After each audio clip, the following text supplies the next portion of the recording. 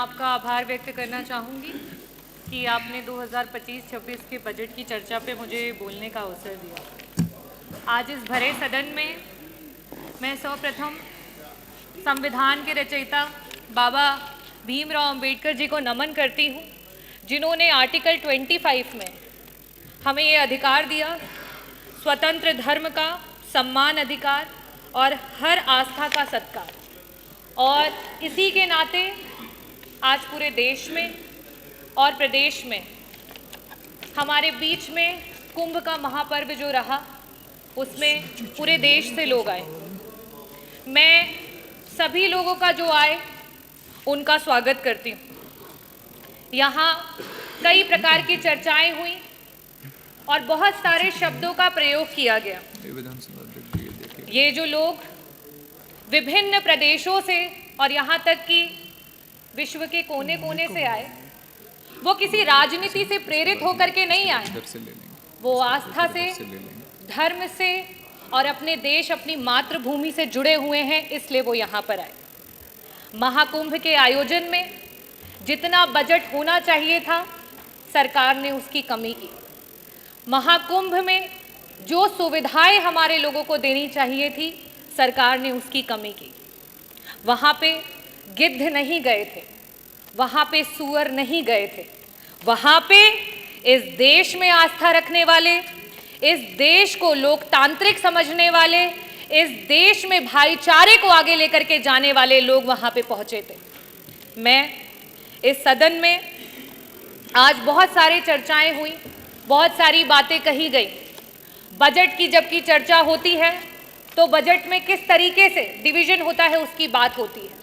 अभी सत्र में कुछ दिन पहले बात हुई कि अंग्रेजी में विधायकगण अपने भाषण दे सकते हैं, लेकिन जब आपके बजट में एलोकेशन की बात आती है, शिक्षा की बात आती है, जो हमारे बच्चे प्राइमरी स्कूल में पढ़ रहे हैं, जिनकी नींव अंग्रेजी से शुरू नहीं होगी, तो वो आगे जाकर के आपके अंग्रेजी में दिए हुए भाषणों को नहीं समझ पाएंगे। लेकिन आप क्या काम कर रहे हैं? जहां 15% कहीं आपकी सरकार बजट दे रही थी, आज शिक्षा में वो बजट गिरा करके 13% पे आ चुका है। ये स्थिति है।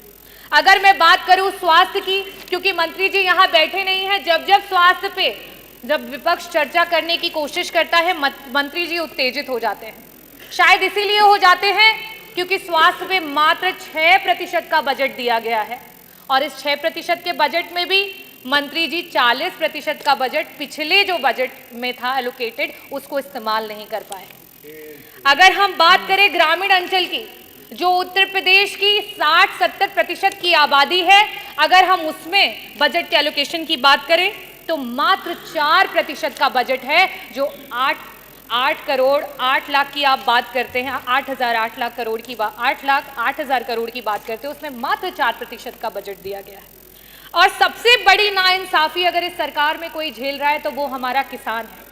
पूरे देश का एवरेज औसत अगर निकाल लिया जाए तो बाकी प्रदेशों में जहां किसानों को 6% का बजट मिल रहा है, वहां उत्तर प्रदेश की सरकार में मात्र 3% का बजट है जो हमारे किसानों को दिया जा रहा है।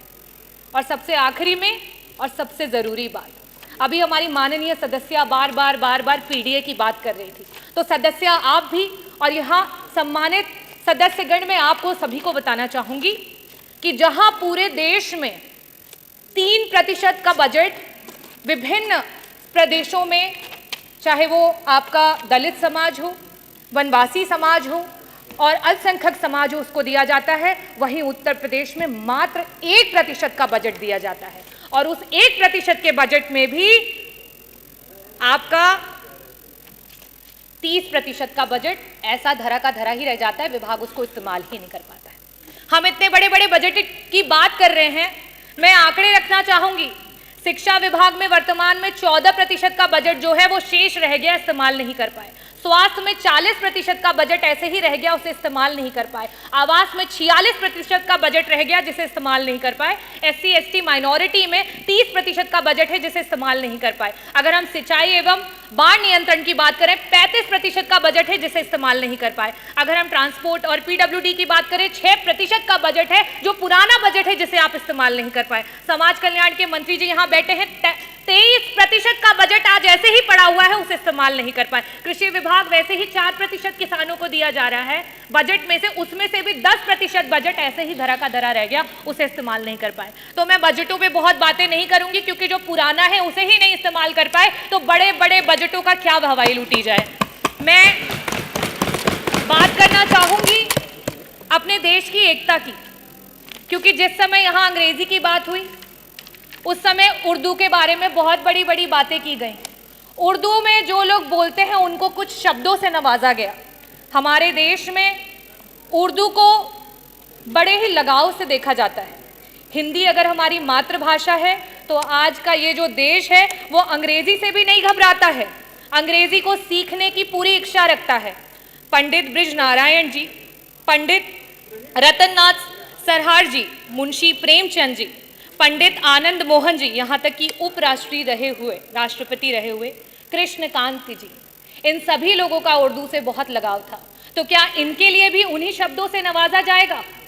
मैं आखिरी में सिर्फ यही कहना चाहती हूँ, ये विकसित देश है, ये प्रगतिशील देश है और ये युवाओं का देश है, और युवाओं की यही आवाज़ है कि रावण नहीं हम पलने देंगे साधुओं के वेश में, रावण नहीं हम पलने देंगे साधुओं के वेश में, अफजल नहीं पनपने देंगे अब्दुल कलाम के देश में, हिंदू हो या मुसलमान अब शीश नहीं कटने देंगे, कसम तिरंगे झंडे की अब ये देश नहीं बटने देंगे। जय भीम, जय भारत, बहुत बहुत धन्यवाद।